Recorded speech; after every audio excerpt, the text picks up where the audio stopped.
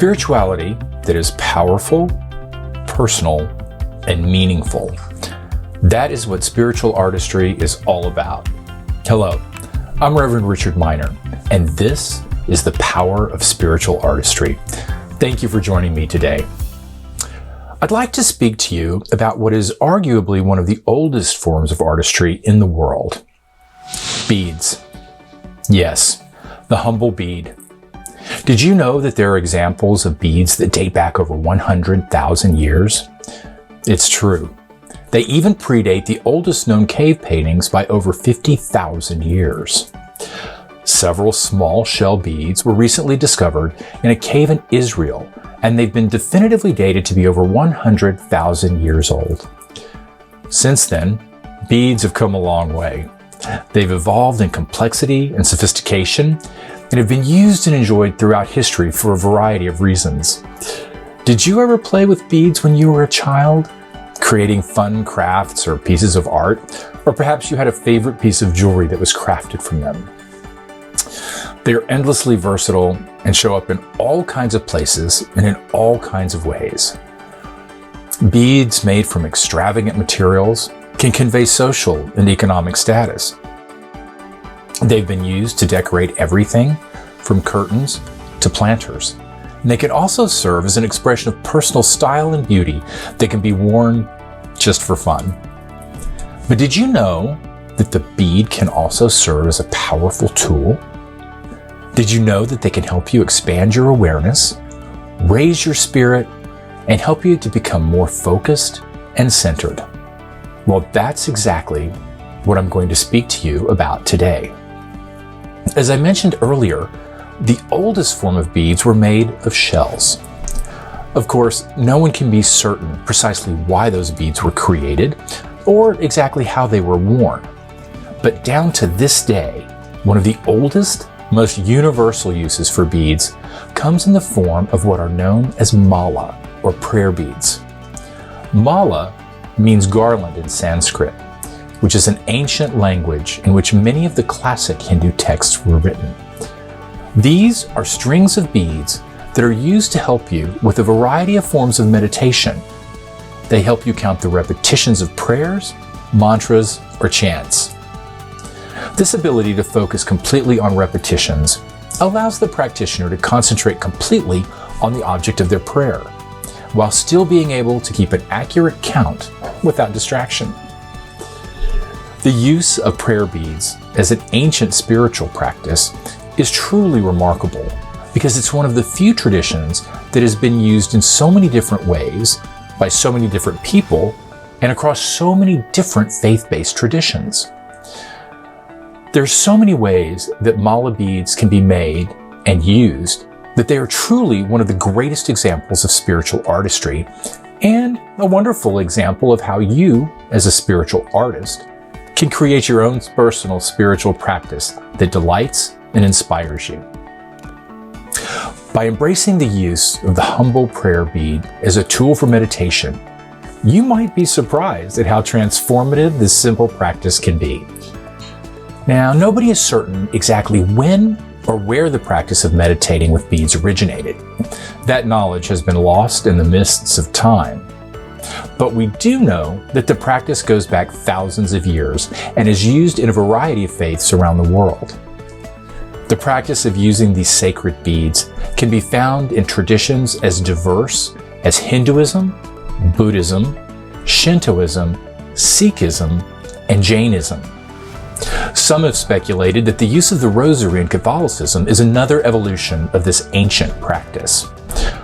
I believe that this is a testament to the broad range and enduring power that this practice has to offer.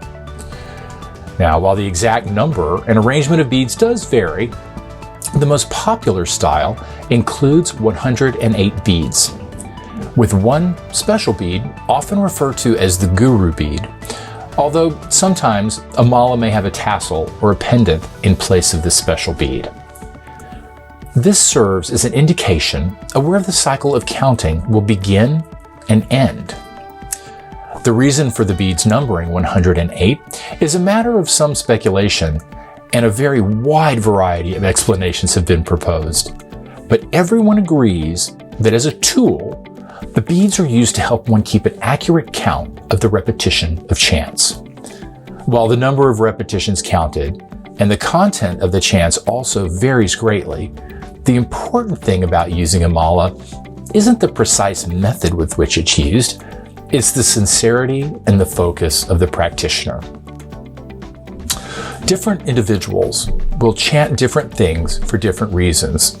And for your own personal practice, you can choose to recite a mantra, a prayer, or perhaps the name of a beloved deity. Some people choose to use this practice to gain a sense of peace and centeredness, while others use it to develop a sense of connectedness with the divine. Some people will use the repetition of a mantra to help manifest their desires in the material world, like prosperity and love. And others will use this practice to empower themselves to embrace spiritual ideals, such as achieving clarity, being more loving, or perhaps to help release toxic energies that have been stubbornly persistent. To honor these many different approaches to the practice of prayer beads, they can be made from a variety of materials. Some are made from semi-precious stones that are believed to help focus and channel specific energies. Amethyst, for example, which is highly valued for its gorgeous shades of lavender and purple, is believed to promote concentration and clarity of mind, while rose quartz, valued for its soft luster and beautiful shades of pastel pink, is believed to help promote love. Hematite is renowned for its metallic sheen and pearly luster, and this stone is believed to encourage a sense of relaxation and to help alleviate anxiety. The list of beautiful materials and their attributes is remarkably long and complex.